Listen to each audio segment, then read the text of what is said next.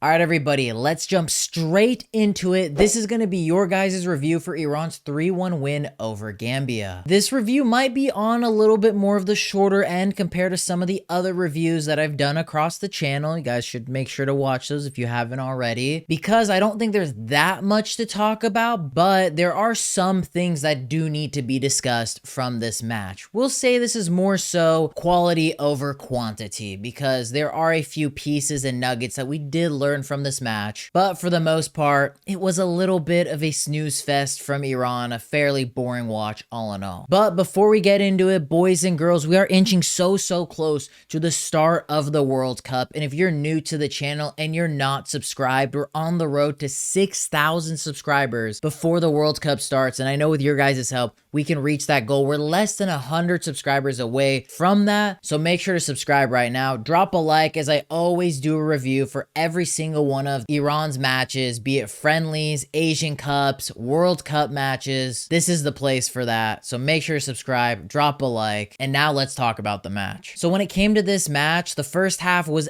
absolutely abysmal by Iran. They played terribly. The alarm bells were ringing. All the Iranians were like, oh my God, we're gonna lose to New Zealand. It's not looking good, man. And it was not a good performance whatsoever by Iran, and it culminated by a late first half goal by Gambia, and it was just trash defending on that goal. Ehsan Haj Safi, I mean, we've talked about this many times. He was a fantastic player for us, but Father Time is undefeated. He looked bad. Kanani, Khalilzadeh, I mean, hey, death, taxes, and just watching the Iranian national team, some things are absolute certainties, and those guys didn't look that good, looked very shaky throughout this match. And that first half was just one to forget for Iran. Iranians were just not happy about it, to say the least. But when it came to the second half, there was definitely a lot more bright spots for Iran. I mean, right from the jump, went on, scored a goal. Aria Yousefi, who I think could be the surprise package for Iran at this World Cup. He's one of our younger players, which for Amir Ghalenoei is not a commonality, because this guy is just against playing any younger, more athletic, more vibrant type footballers in this national team. And Aria Yousefi might be an interesting surprise package for Iran at this World Cup. He came in when not many people might have put him in that pecking order to be a starter for Iran, but took his chance in this game. Great buildup by Iran all in all. Transitioning the ball very well from midfield to offense, and then obviously it was culminated. Great layoff by Mohebi, great finish by Yousefi, and then bing bang bosh. Quite happy. Iranians were back on, okay, maybe we're not that incompetent of a team. And then as the second half went on, Iran completely dominated. A completely different team from the first half. I mean, first half, second half, Iran were night and day different. I don't know, maybe if Amir Ghalenoei told the Gambian national team, hey man, we really need you guys to give us some sort of confidence. Just let us get a couple goals. You guys ain't playing in the World Cup, you know,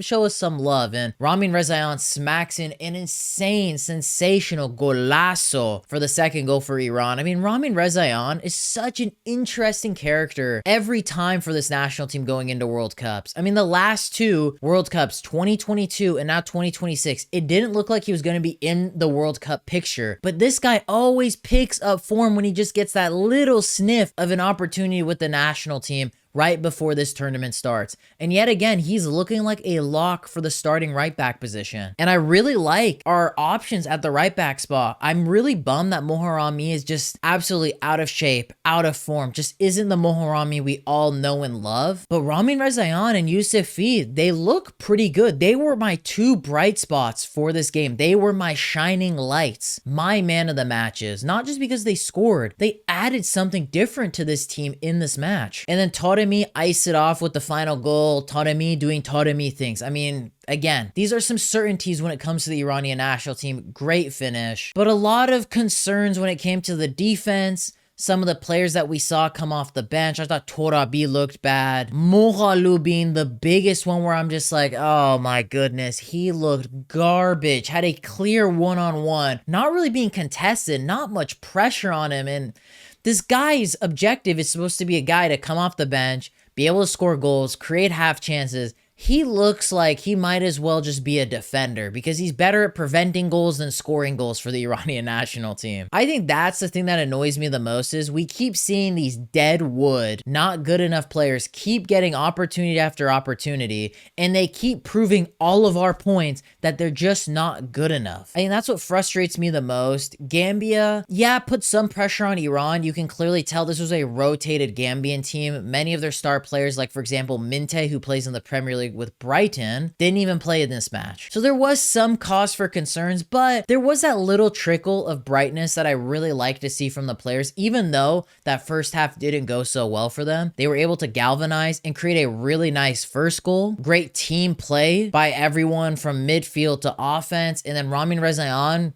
kind of doing vintage Ramin Rezaeian type thing, smacking in a banger. I mean, defensively, still a little questionable, but shows that maybe in a game like against New Zealand, where we need to be more offensive heavy, pack in some goals, really put New Zealand up to the sword, push them more defensively, be the more offensive team. I know we're not really like that, but he could be a guy for that. And Yousefi adds that little bit of an interesting mix. Say if we play like a 5 in the back, he would probably be a pretty solid right wing back option. Maybe against Belgium, adding some athleticism to maybe help us get out from the defensive line to the midfield when we're probably going to be packing like 10 players in the back. You need some athleticism down the wing. And Yousefi showed that, and he showed some like good composure as well in the final third. So I was a real big fan of those two guys. I mean, Taremi, I glaze him all the time, but yet again, doing what he had to do, was dropping quite a bit back, which I thought was interesting. Maybe showing that he might play maybe as like a false 9 or more as a center attacking mid. Say if Eckert plays, I was a little bit bummed that Eckert didn't get any minutes. He was on the bench. He was available to pick from, but I think because he came into the camp late, maybe he has some slight fatigue, maybe needs to get acclimated with the team just a little bit more. I definitely hope we see him play against Mali. Start the game. Why not? Every Iranian national team fan is so pumped to see Eckert play because he's like the first dual nat since 2017. I would kill to see him play, how he plays for the team. What different dimension does he add to this national team? He's a different type of profile that we haven't seen in the striker position. So that will definitely be interesting to see in that match against Mali. But boys and girls, as I always say at the end of every single video, my opinion only matters so much. Let me know your guys' thoughts in the comments down below. I mentioned the Mali match. I will have a review out once that game concludes. I think we play Mali on Tuesday next week, but whatever day it is, there will be a review out at some point in the day. So make sure to subscribe, have those notifications on. We're so close to 6,000 subscribers. Let's get there before the World Cup starts. So make sure to subscribe, smash a like button on this video, and I have countless other fantastic videos across my YouTube channel that you all should go check out. So don't stop watching now. Click over here as the YouTube algorithm specifically recommended this video for you all to watch, and click over here as I post content weekly on the channel and you don't want to miss it. But boys and girls, I hope you'll have a lovely day.